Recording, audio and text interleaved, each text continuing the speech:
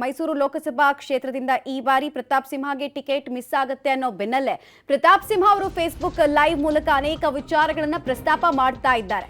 ಸಂಸದ ಪ್ರತಾಪ್ ಸಿಂಹಗೆ ಮೈಸೂರು ಟಿಕೆಟ್ ಅನುಮಾನ ವಿಚಾರಕ್ಕೆ ಸಂಬಂಧಪಟ್ಟಂತೆ ಟಿಕೆಟ್ ಕೈತಪ್ಪುವ ಸುಳಿವು ಸಿಗ್ತಾ ಇದ್ದ ಹಾಗೆ ಪ್ರತಾಪ್ ಸಿಂಹ ಅವರು ದಿಢೀರಂತ ಫೇಸ್ಬುಕ್ ಲೈವ್ ಬಂದಿದ್ದಾರೆ. ಅನೇಕ ವಿಚಾರಗಳನ್ನ ಅಲ್ಲಿ ಹೇಳಿದ್ದಾರೆ. ತಮ್ಮ ಮನದಾಳದ ನೋವುಗಳನ್ನು ವ್ಯಕ್ತಪಡಿಸಿದ ಹಾಗೆ ಕಾಣಿಸ್ತಾ ಇತ್ತು.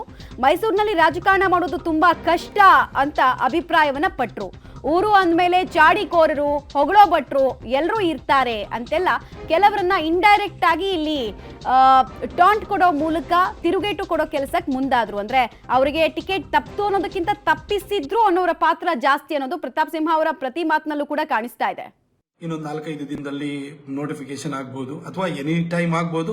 ಬಹುಶಃ 13-14 ನಂತರನೇ ಆಗುತ್ತೆ ಅಂತ ಭಾವಿಸ್ತೀನಿ. 15 ಆಗ್ಬೋದು ಅಂತ ಅನ್ಕೊಳ್ತೀನಿ. ಲಾಸ್ಟ್ ಟೈಮ್ 11ನೇ ತಾರೀಕು ಆಗಿತ್ತು, ಮಾರ್ಚ್ 11ನೇ ತಾರೀಕು. 15ನೇ ತಾರೀಕಷ್ಟರೊಳಗಡೆ ಖಂಡಿತ ಅದು ನೋಟಿಫಿಕೇಶನ್ ಆಗುತ್ತೆ. ಇನ್ನೊಂದು 2-3 ದಿನ ನನಗೆ ಕೆಲಸ ಮಾಡಲಿಕ್ಕೆ ಉಳಿದಿದೆ. ಈ ಒಂದು 10 ವರ್ಷಗಳಲ್ಲಿ ನನ್ನನ್ನು ತುಂಬ ಜನ ನೀವೆಲ್ಲ ಪ್ರೀತಿಸಿದಿರಿ, ನನಗೆ ಪ್ರೋತ್ಸಾಹಿಸಿದಿರಿ, ಟೀಕ್ಸಿದಿರಿ, ನನಗೆ ಚಾಟಿಗೇಟ್ ಕೊಟ್ಟಿದ್ದೀರಿ, ಬೈದಿದ್ದೀರಿ, ನನ್ನನ್ನು ತಿದ್ದಿದ್ದೀರಿ, ಎಲ್ಲ ತುಂಬ ನೀವೆಲ್ಲ ಸಹಾಯನ ಮಾಡಿದಿರಿ. ನನ್ನ ಪತ್ರಕರ್ತರಿದ್ದಾಗ ನಾನು